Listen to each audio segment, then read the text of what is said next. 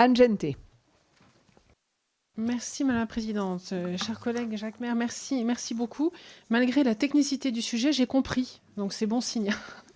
Ça prouve que c'était vraiment très clair.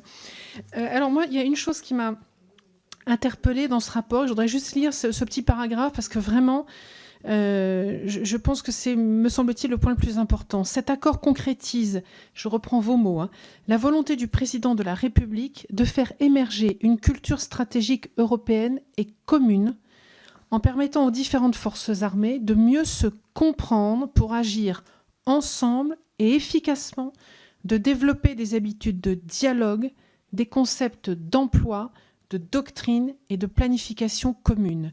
Cet accord est donc une nouvelle pierre apportée à l'édifice de l'Europe de la défense, qui se construit au travers de partenariats où les États européens conjuguent leurs forces au service de la sécurité des citoyens européens. Pour moi, ce paragraphe est le cœur du sujet. À l'époque, à l'heure même où on parle d'une politique de défense commune, à l'heure où on parle d'Europe, à l'heure où on essaie de la construire, à l'heure où certains essayent de la détruire, ça fait plaisir de lire ce paragraphe et de voir qu'il y a des actions déterminées, fortes, qui sont entreprises pour vraiment aller vers la construction européenne.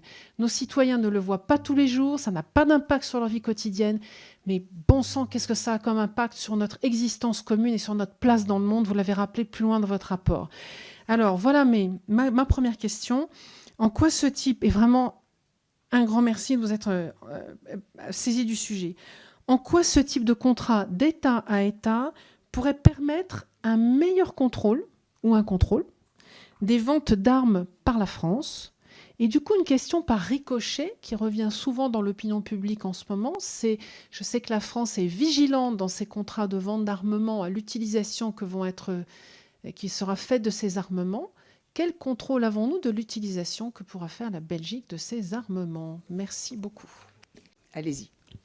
Merci Madame la Présidente. C'est une réaction à l'intervention de Madame Gentet. Effectivement, donc, vous soulignez la question de l'intérêt des contrats d'État à État, qui sont multiples, et aussi ce que cela pouvait nous permettre de faire avec la Belgique.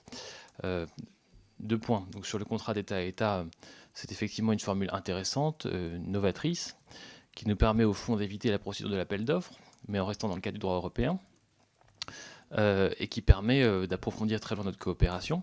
Pour citer un exemple parlant, ça permettra d'avoir une coopération en matière de formation et d'intégration de nos unités entre les armées belges et françaises au niveau de l'unité, et non pas de la brigade, comme c'est le Stodar OTAN. Donc ça permet de descendre très bas dans les échelons et de faire beaucoup de choses ensemble. Et ça peut être important pour aller, par exemple, ensemble au Mali, comme le fait aujourd'hui la Belgique, dans le cadre UE ou ONU, ou dans un cadre de coalition ad hoc.